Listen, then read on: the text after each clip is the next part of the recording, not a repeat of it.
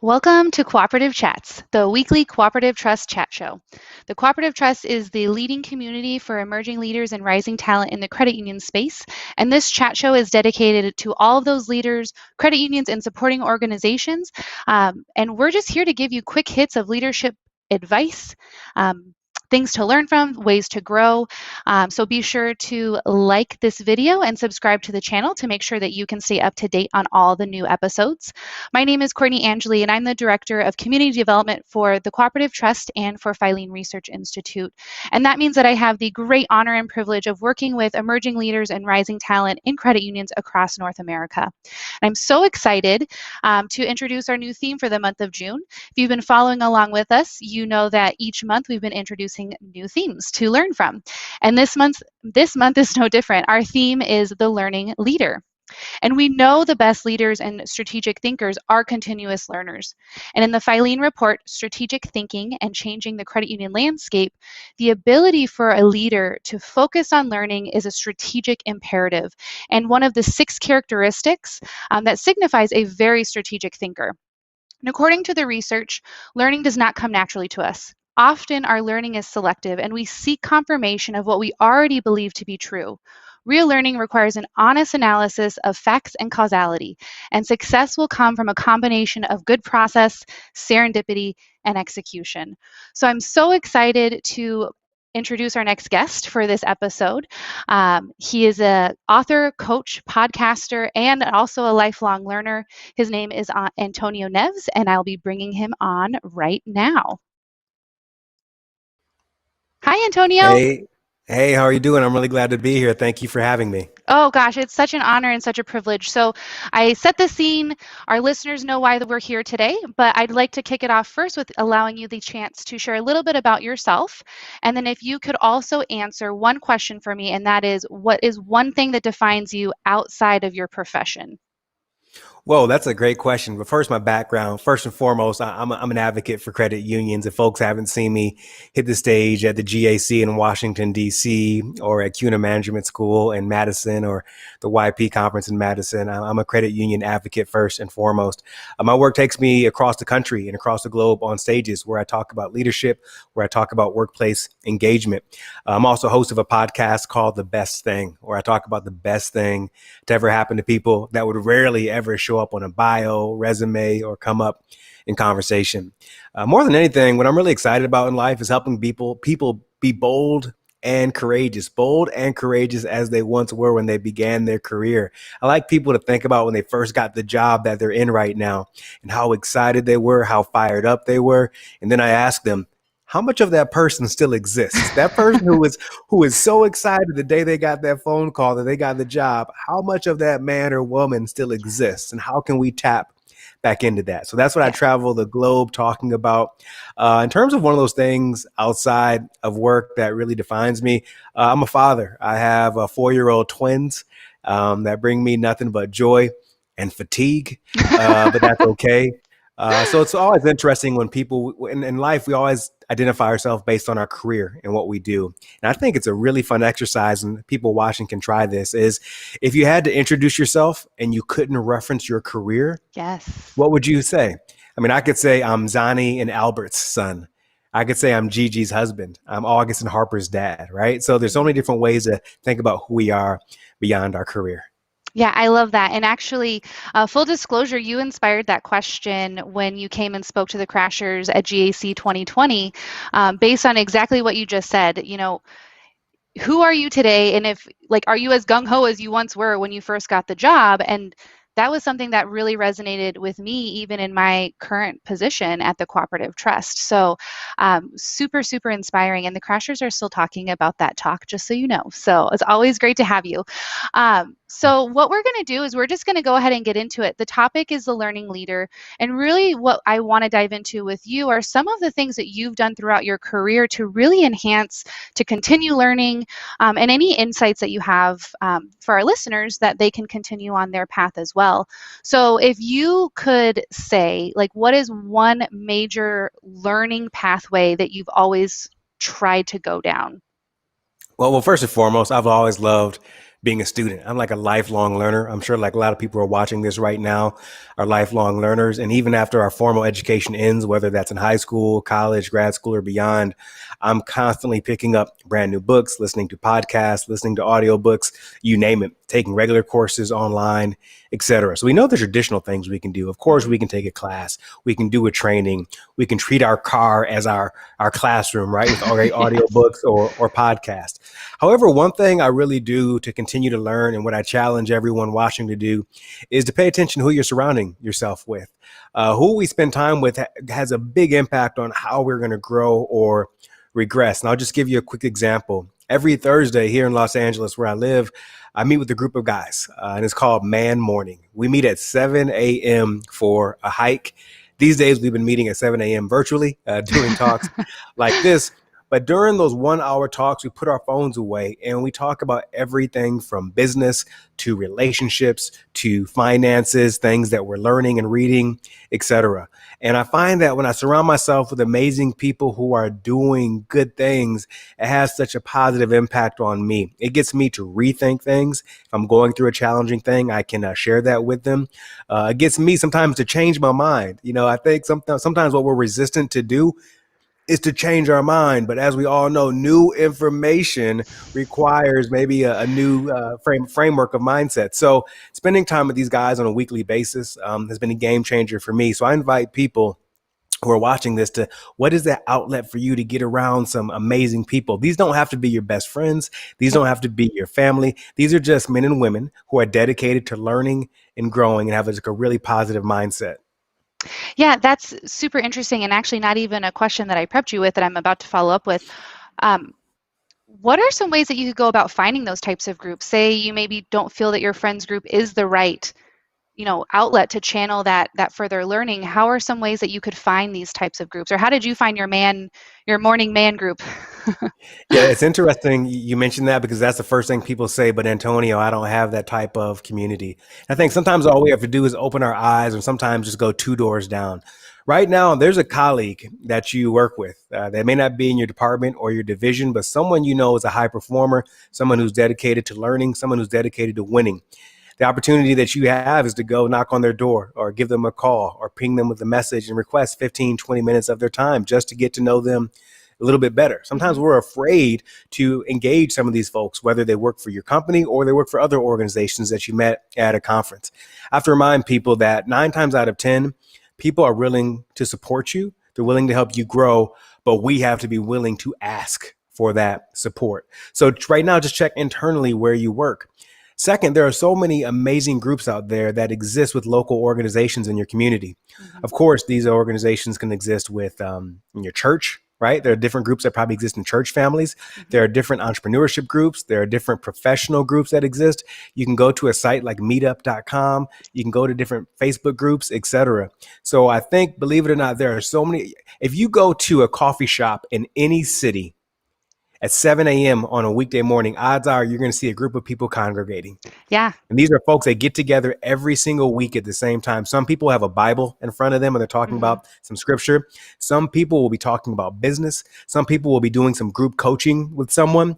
And then they leave and they may not see each other again or talk again until that next week. So these groups exist. And if you can't find one online, just think about who are three people that live locally that I may not know extremely well who would be willing to go for a walk once a week, a walk and talk, or meet for a cup of coffee and just to talk about some positive things. And I think you'll be able to write down some people right away.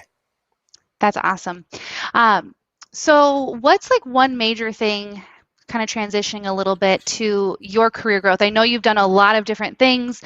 Please correct me if I'm wrong, but you were also a news anchor or spoke on a news television show at some point. Yeah, I spent over 12 years working in the television industry in New York City as a reporter, correspondent, producer with a variety of networks like Nickelodeon to Hmm. BET networks, NBC, PBS, the NewsHour online, you name it. So prior to doing this work, I was on televisions on a regular basis. Which is so exciting. So, how did you make that transition from television to author? Oh, it was a challenging transition because a lot of folks said, "What are you doing? You're crazy. You have a successful career in New York City, and you're working with NBC at the time." But I knew for a long time that one thing I truly loved was leadership and development work. I was more on fire, more alive, helping someone develop, helping someone grow than I was doing some of those other things. Hmm. And I decided to take that really big leap of faith to do this leadership and development work. I moved from New York City to Los Angeles. I did a lot of amazing training. I was learning as much as I could and was fortunate slowly but surely to make some inroads, not only as a coach, because right now I work with people one-on-one, I do group coaching, etc. And then slowly that turned into speaking a lot on stages across the country. And now writing books. I have a brand new book coming out in January Ooh. 2021 called Stop Living on Autopilot. We'll have to come back and talk about that. Yes. Uh, but it was that moment when I knew I wanted to pivot and I knew I wanted to transition. And the hard thing in that moment of making that pivot to doing leadership and development work was on paper, my career looked great. If you Hmm. looked at LinkedIn, everything looked good. But internally, I knew that I wanted to do something else. And I knew I had to make a decision that a lot of people, family and friends wouldn't understand, but I knew that I would understand. And I have to tell people all the time that some people will tell you that you're going the wrong way, but it's just your way. And that's okay because there's somebody watching this right now that knows they want to pivot. They want to Yep. maybe pivot to a different industry, Yep. or they want to stay in the industry, but they want to move from marketing to finance, or they want to move from Right. finance to leadership and development, or they want to move to that to working more with people. And it's scary to pivot, especially at different phases in our career. But I invite you to lean in and identify like what is just that first step you can take today to learn more about making that transition. Yeah, I think that is such excellent advice. And I remember, a very specific story early on in my career. Also in credit unions, I worked in a customer service center most of my professional career in financial services.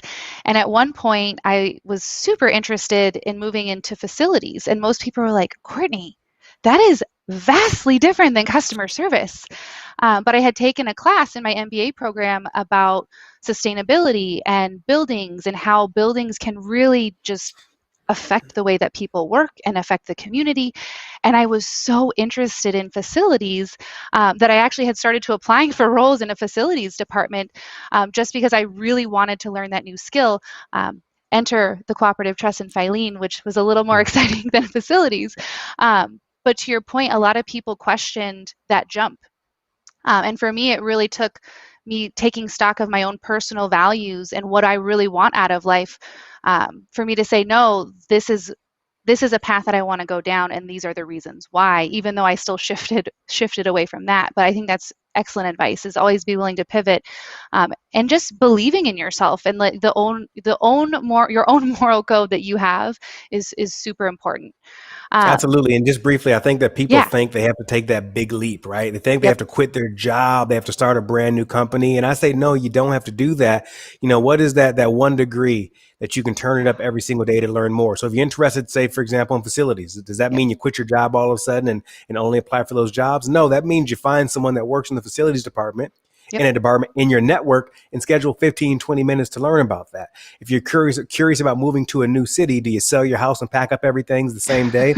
No, you buy a ticket and you go visit that city for the weekend to explore, to learn more about it. And then you can Yep. just get more data. So I'm all about getting more data. We think we have to take that big jump or that big leap. But I find that breakthroughs, in my experience, it comes in small steps, right? Hmm. If you have an axe and you're swinging at a tree, that first swing of the axe isn't going to do much. But with consistent swings, and eventually that tree Yes. will come down. And the motivational speaker just showed up. Hello, everybody. No, I love it. It reminds me of I don't remember the name of the author, but the book's called Atomic Habits. And one thing that I had James started, James Clear. yes, so I started working on building habits, and something that I had realized myself was I was just biting off so much, right? And it's like, no, let's break down the habit. Like, how do you actually get out of bed in the morning to take a shower? You don't just end up in the shower. You have to step one foot out of bed first, and then the next foot, and then you just keep walking. So that is one piece of advice that I had always taken, and something that's worked really well for me is just trying something for 5 minutes. Like learn about something for 5 minutes. And then if you want to stop, you can stop. But if you want to keep going, like that 5 minutes might turn into 10, might turn into 20, might turn into 45. And that's been something that's really helped me not only learn more, but also improve focus in things that I might not be super excited about doing, which I thought was pretty cool.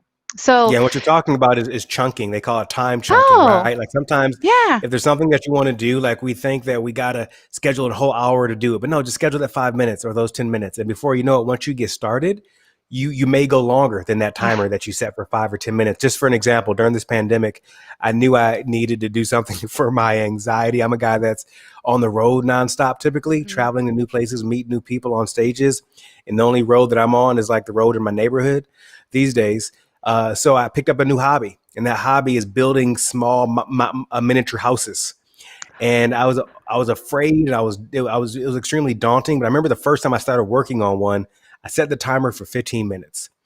3 hours later, I was almost done with this house, and I was like, "Where did that time go? It Oh just my slips away. goodness!" Yeah. So we just don't set the big goals. Like start off small and build upon it. Yeah, I think that's such excellent advice.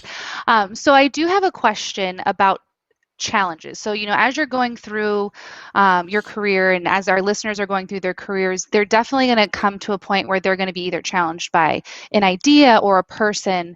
And what are some ways that you can kind of overcome those challenges or that you've overcome some of these challenges? Yeah, I think well, first and foremost, what we have to remember is that whatever challenge that we are experiencing, we are not the first person to experience it. It's Yeah. like we're going through a challenging time with our boss or a colleague, or we have some big project that we don't know how to do, or we're trying to figure out do I want to stay here or do I want to do something different? And typically what we do is we go sit down and just think real hard and look up in the air. Like, what should I do? And that does absolutely nothing. So first and foremost, I invite people if they're going through a challenging time, don't isolate yourself. Mm, One of the biggest epidemics that's going on right now is actually loneliness. We think that when we're going through a challenging time or a tough period, that being alone or isolating is going to help us. It's the exact opposite. So I invite you to lean on your community. There is someone that you know or someone within your network that has experienced and come through on the other side exactly what you are experiencing. And also, I like to invite people to try this thing out called Google. It's pretty amazing. Sometimes if you're going through a challenging time and you Google how to manage employees that are older than me, oh my goodness, a multitude of amazing information yeah. comes up like that we can find and that we can apply. And then if you're going through challenges as well, right, you're not going to be able to figure out immediately, but you can test what you're learning. So if you do have that conversation with someone, or you do read that article, or you find that free course you can take through like, CUNA Z School or something like that, you can start by testing a little bit of the information that you're learning. Doesn't mean you have to all of a sudden, after you learn something, say, guess what I've learned? We're going to figure this out. Like, no, you can ease into it. So long story short, don't go at it alone. Um, and the thing is that we're afraid to be vulnerable. Yeah. We're afraid to go to someone and say, "Hey, this is the challenge that I'm experiencing." But my personal experience, Courtney, when I've gone to people and I've said, "Hey, I'm experiencing a challenge. Would you be willing to help me?" People lean in. Hmm. People want to help you again, but you have to be willing to ask for that help. If there's something that people love being that we forget sometimes, especially when we're afraid to ask someone for their advice or for help, people love being the expert. What? Yes. Well, hey, I know a few years ago, I remember you were going through this. Can you tell me what you found out and how you approached it? Because I'm going through something similar. And you might go in thinking you're going to spend 15 minutes with them. Next thing you know, you're trying to find an excuse to get out of their office because they're loving sharing information with Yes. you. So be willing to ask for help.